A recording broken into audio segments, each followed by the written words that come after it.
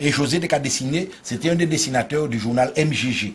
Et d'ailleurs, il était créé un personnage, il était Tichal Mako, je ne pas parler de ça. Oui, ce journal-là. Voilà, ce journal-là. Ah non, mais monsieur faut faire nous faire venir un jour. Ah oui, mais il va dessiner Martinique, c'était ça, il est Macrel. Ouais. Et comme par hasard, c'est messieurs qui finissent par là, originaire du Morne Rouge, et José Chantalou également, originaire du Morne Rouge. Donc, ma pense que c'est c'est Chantalou qui fait ces femmes-là, il fait du journal. Oui, c'est lui-même qui fait ça aussi. D'ailleurs, il a un style de dessin assez particulier, très original, très particulier. Exactement, gros fesse comme ça. C'est vraiment la réplique, tu vois, c'était. Bon, il y a eu Gabou vient après, mais c'est messieurs tenaient une manière de dessiner qui était très propre. Ça va me plaisir un peu, donc de découvrir tous ces bails-là. Et encore une fois, merci à Rio qui fait inviter ces messieurs. Et au Dakar, dans les années 75-76, donc Fort-de-France c'était en rouge, par contre, actuellement. Ah, mais oui. Exact. Mais non, mais les villes évoluent en spirale. C'est-à-dire, oui, toutes les conurbations évoluent comme ça. Et Fort-de-France, pour côté connaître le phénomène, ma ville est à moi, etc. Donc l'autoroute, pour côté arriver dans les Pateni espace urbain. Tout va être résumé. Et puis Pateni, tout ça, je peux manger. Pateni, je peux manger, c'était une service et puis boutique. C'était cuisinique. Voilà. Par exemple, le premier côté, tu as dit qu'à voler, c'est cuisinique. Le premier côté, c'était l'escalier roulant. Ouais, l'escalier roulant. Voilà. Et puis ça va. Moi, c'est chez la ville. Là, et puis ça va. Ouais. Oui, mais au printemps, tu dis ça.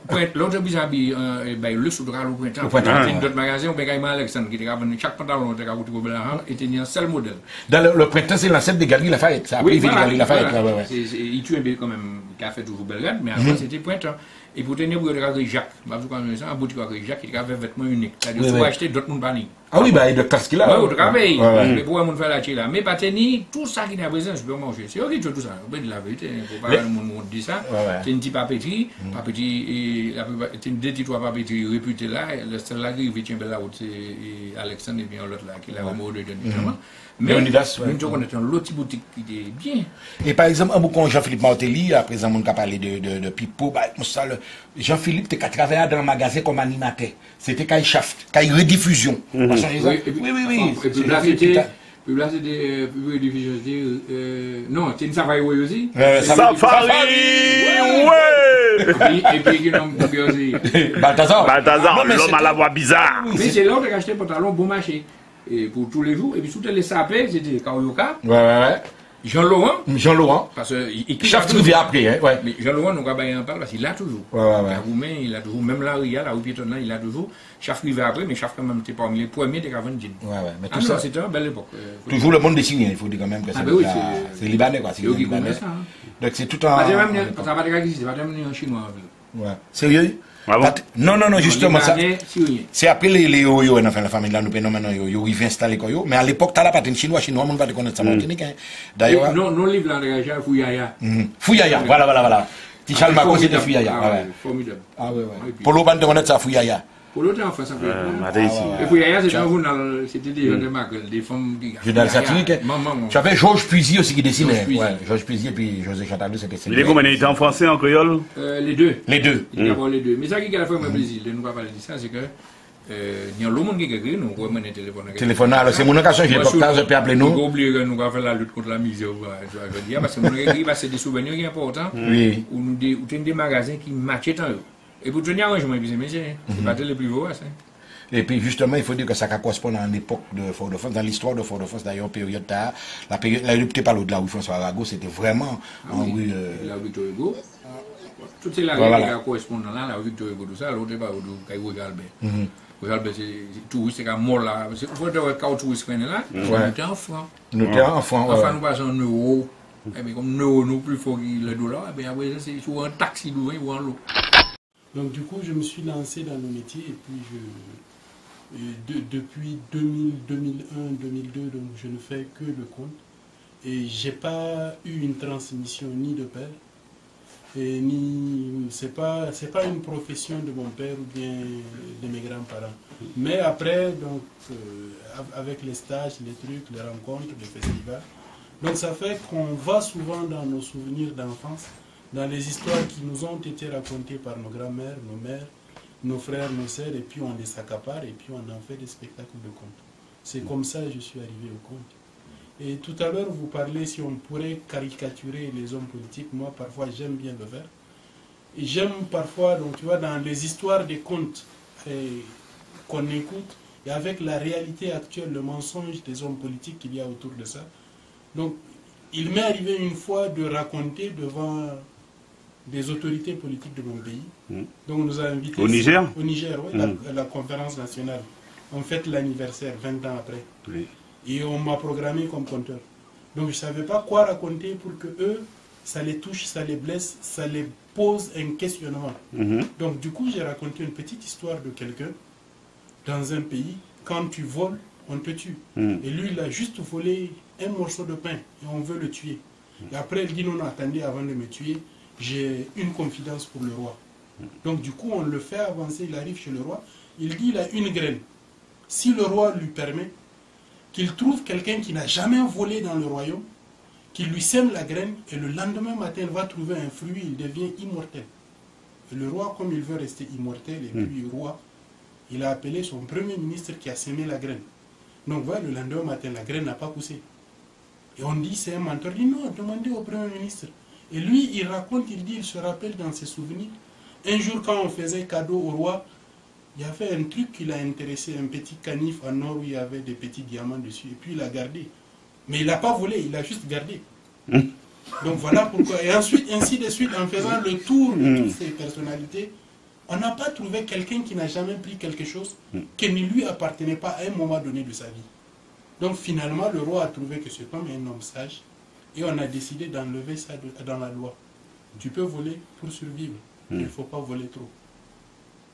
Donc c'était ça, c'est que j'ai... Après, eux, ils étaient contents, mais à la fin, il y a certains qui disent, mais attention. Oui. La prison? Non, même pas? Non, non, il n'y a rien. Il n'y a rien, c'est un compte. C'est un compte, oui. C'est un compte. Je n'ai pas dit un tel ou un tel, mais c'est un compte. Oui, Jean-Claude. Non, moi je trouve que ce qu'il dit est bien parce que je suis ce conteur et j'ai peut-être dit sur les hommes politiques et j'ai peut-être dit en faveur des hommes politiques.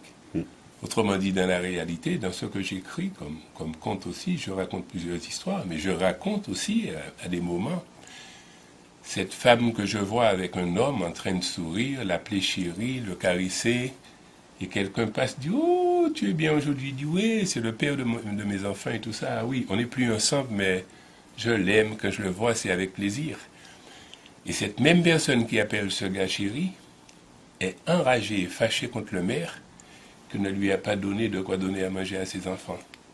Et moi, je passe et je lui dis « Mais ce monsieur qui est le père de tes enfants, il faut lui demander aussi.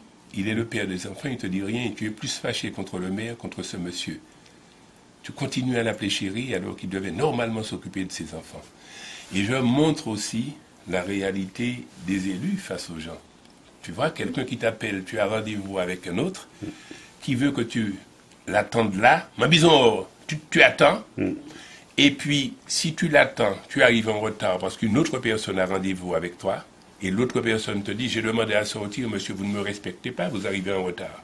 Et si vous partez pour aller à l'heure à l'autre, celui-là dit, je vous ai appelé, si c'était une élection, vous vous arrêtez même pas.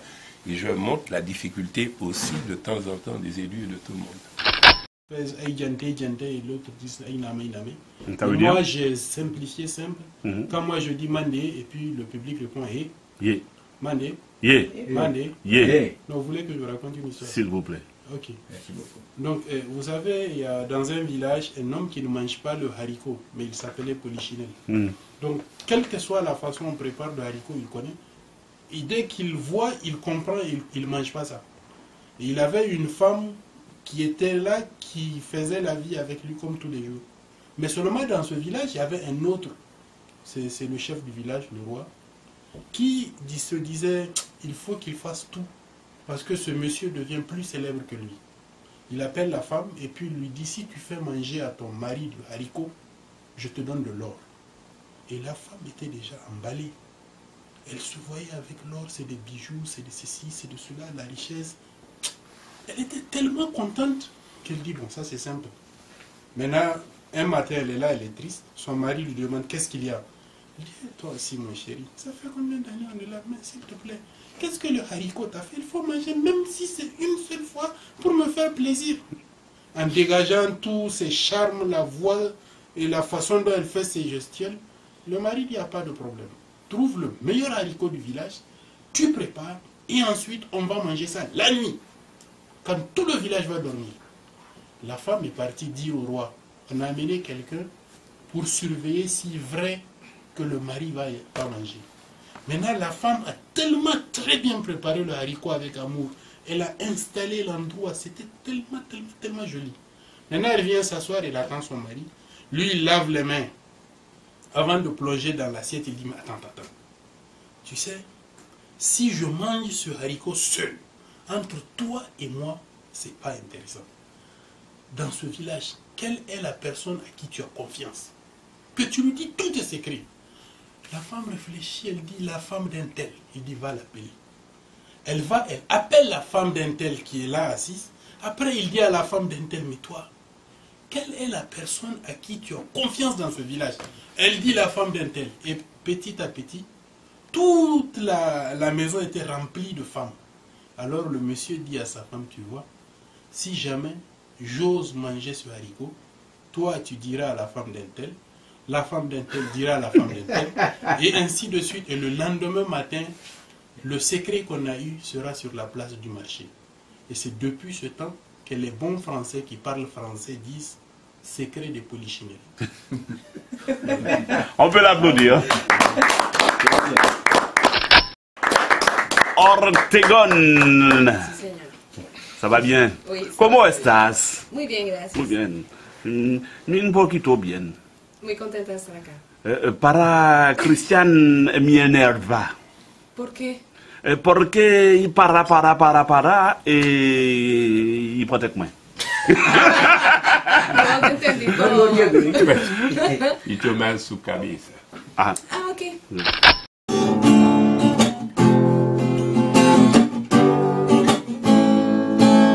El cariño que te tengo no lo puedo negar. Se me sale la babita, no lo puedo evitar.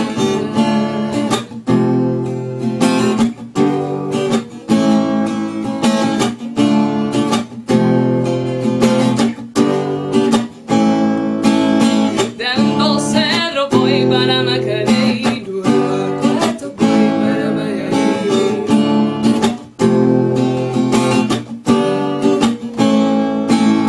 De Alto Cerro voy para Macarey, luego a Cueto voy para Mayarí.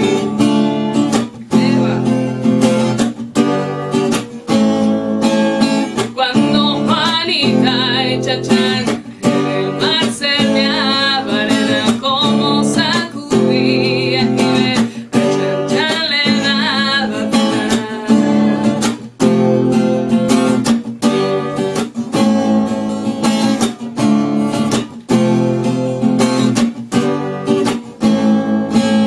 De Alto Cerro voy para Macarey, luego a Cueto voy para Mayarí.